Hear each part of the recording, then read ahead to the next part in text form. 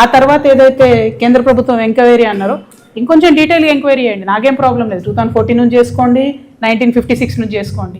మాది కార్మికుల పక్షం, కాంట్రాక్టర్ల పక్షం కాదు కాబట్టి నాకు టెన్షన్ లేదు. సో అల్టిమేట్గా సింగరేణి సంస్థ బతకాలంటే సింగరేణికి ఉండాలి నయని అనేది. సింగరేణి ద్వారానే అక్కడ ఓపెన్ కాస్ట్ మైనా ఏది చేస్తారో చేయాలని నా కోరిక.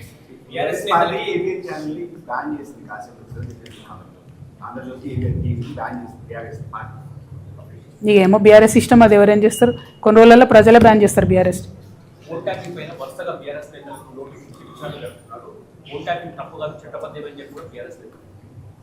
అంటే నేను ఒకటే మాట చెప్తా ఉన్నాండి, అసలు కాంగ్రెస్ ప్రభుత్వం ఎవరికి నోటీస్ ఇస్తుందో అర్థమైతలేదు.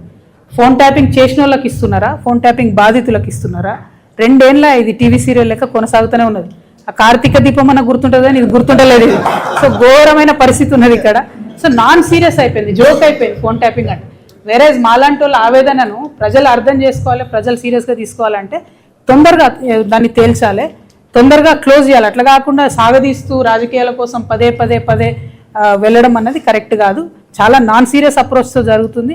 We are not happy.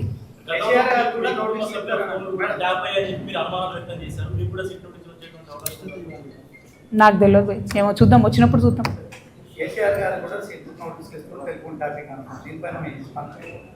నేనేమంటున్నా అది జోక్ అయిపోయింది, టీవీ సీరియల్ లాగా అయిపోయింది. సీరియస్నెస్తో చేస్తే బాగుంటుంది. అట్లా కాకుండా రేపు పొద్దున దాని రిజల్ట్ ఏం లేకుండా ఊరికే చేసేసి ఎలక్షన్ అయిపోయాక బంద్ పెడతారేమో అని నాకు అనిపిస్తున్నది. ఎందుకంటే ఎప్పుడు ఎలక్షన్ వస్తే అప్పుడే వస్తున్నది ఫోన్ ట్యాపింగ్ విషయం తప్పితే మిగతా టైంలో వస్తలేదు. ఇప్పుడు ఈ నోటిఫికేషన్ వచ్చిన తర్వాత మళ్ళీ చేస్తారేమో, ఎందుకంటే అర్బన్ ఏరియాస్లో పోలింగ్ ఉంది కాబట్టి దానికోసం చేస్తున్నారని నాకు అనిపిస్తుంది. నేను మళ్ళీ చెప్తున్నా, ఇది కరెక్ట్ కాదు. ఫోన్ ట్యాపింగ్ అనేటటువంటిది టెర్రరిస్టుల కోసం పెట్టినటువంటి విషయాన్ని అన్ని ప్రభుత్వాలు దుర్వినియోగం చేస్తున్నాయి.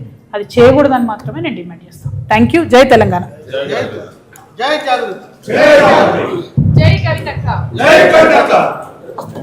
नेक्स्ट टाइम क्या बोला